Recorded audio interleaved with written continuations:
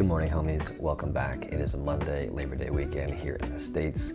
The house is finally cleaned. We had a little barbecue and kickback over this weekend just to bring all the homies and homegirls together.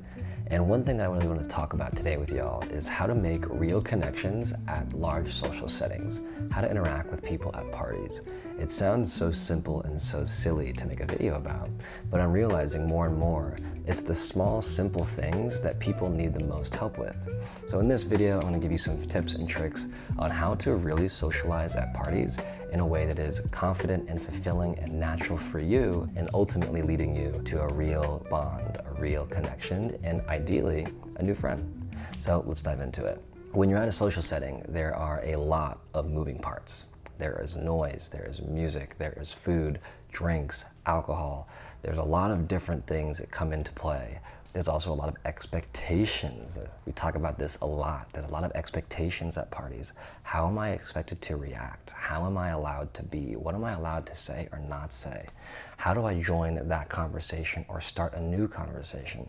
What is the right way to do things?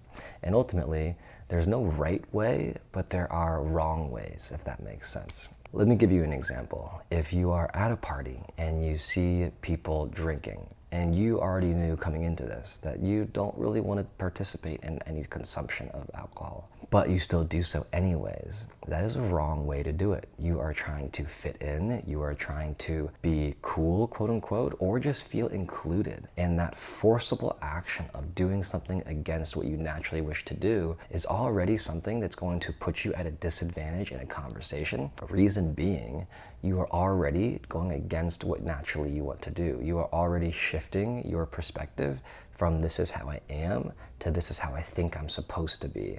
And that rift, that cognitive dissonance, even if it's very, very tiny, can be felt by people that you're walking around, that you're talking with, that you're hanging out with. So another wrong way of doing things is to start talking to people when you don't actually want to talk to people. If your brain is thinking, I am at a party, so I feel like I need to have a conversation with someone, I can tell you any conversation that's yet to be had is going to be very unfulfilling for the person reciprocating your words, because they'll be able to feel that you're forcing this conversation. So a few different consequences of that.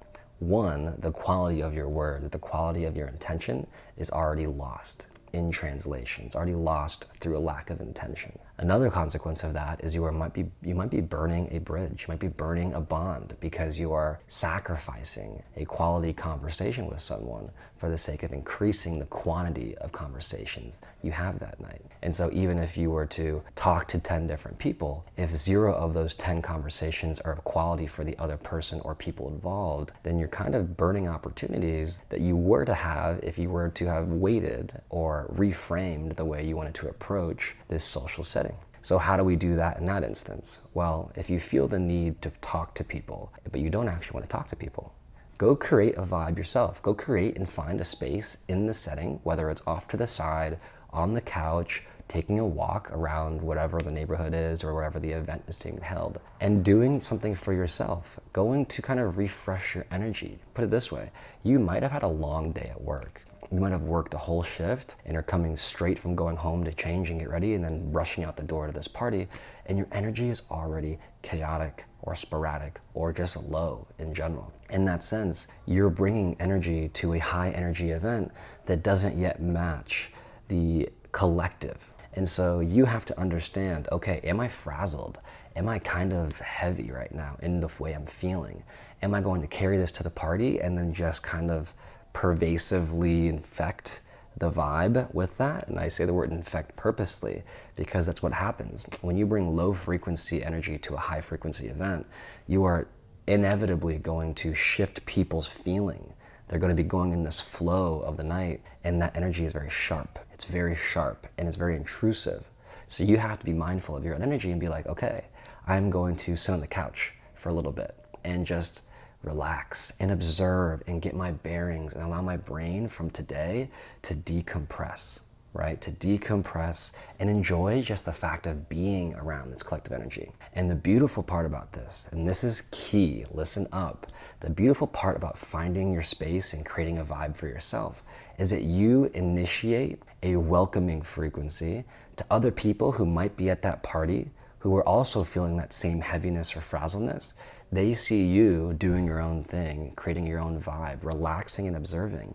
And that invites them into thinking, oh, it is okay for me to not force this conversation I'm having. That person over there is relaxing on the couch. I can go do that too. And so by creating your own space, by creating your own vibe and doing what you feel is right and natural, you make it okay and you signal to other people at the party who are most definitely feeling the same way depending on what they went through the day to come and join you. And at that point, you both start at a very similar level of energy in your conversation. It's a very intentional, you sat on the couch to refresh. They are now coming over to sit on the couch with you to refresh. And those are where the actual meaningful connections are made, because there's a sense of understanding as to why you are on this side of the party or in this area of the party doing a separate feeling, a separate energy being created than everything else that is going on. And so you will be able to create opportunities for people to come experience that with you and talk about, hey, like, how was your day? Like, oh, it was long.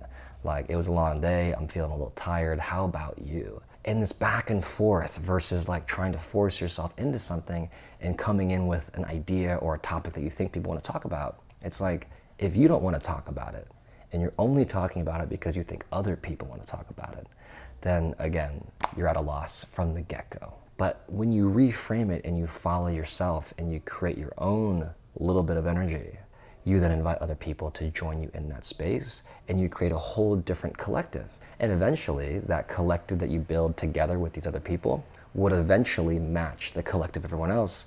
And that is when you're like, hey, do you want to grab a drink? Or do you want to go get some food from the table? Or hey, like, my friend's over there, let me introduce you. You create this space of like, oh yeah, I'm down to get some snacks. Or oh yeah, like, I've never met them before, I'd love to meet them. And you then make friends. It is such a beautiful experience. The other night when people are over, we were hanging out outside because we split the party into two because, like I said, we have about 800 square feet of space in this apartment. And at that point, I overheard two of my homegirls and they were talking to each other and they never met before. And the first question they asked was, so how long have you known Julian and how'd you meet? One of the homegirls says, oh, I've actually only known him for 1 week. And the other one was like, oh my gosh, yeah, I only met him a month ago. And it was this kind of mutual bond of like, oh, now we're bonding over how we initiated ourselves into this friend group, into this community, and how do we know the host. And at that point, you kind of build off of similarities, like, oh, what do you like, where are you from? And the small talk can evolve into a real creative conversation. And so it's really about allowing yourself the time and space to refresh your mind, refresh your energy, come into your own self, even if you're already at a social setting, and allow other people to join you in that setting as well. Because you, by doing it for yourself, invite others to do it for themselves as well. And then at that point, you have basically like a partner in crime, like a buddy system of sorts at this party, where you can be like, let's go do this or that, or have a conversation over here, or let's go enjoy this or that and the other. And you guys can do it together, whether it's 1, 2, 3, 4, 5 of you. At the end of the night, when you want to get each other's contact information, it's very natural. It's not this interjecting like, oh, I need to get their information before they leave, oh my gosh. It's, oh no, like, let me get your contact, we should definitely hang out at some point. Let's grab food sometime and just hang out. And it's just beautiful, I guess, to put it that way. So in any event, this is how you interact with people at parties. One little frame, one little concept that I like to help other people with when trying to make real connections. Well, I hope this helps you with a little bit of reframing on how to approach parties, kickbacks, and large social gatherings. If it helped you a lot, comment down below. Let me know what your thoughts are. Send it to a friend, send it to a homie or a homegirl who you know you're going to a party with soon. Any event, if you're looking for life coaching and one-on-one mentorship and guidance, or just have a really specific problem that you want a different perspective on, I do one-on-one consultations and intensives. Click the link down in the description below. Anyways, my name is Julian, aka The Professional Homie. Have a beautiful day. I will see you guys in the next one. Peace.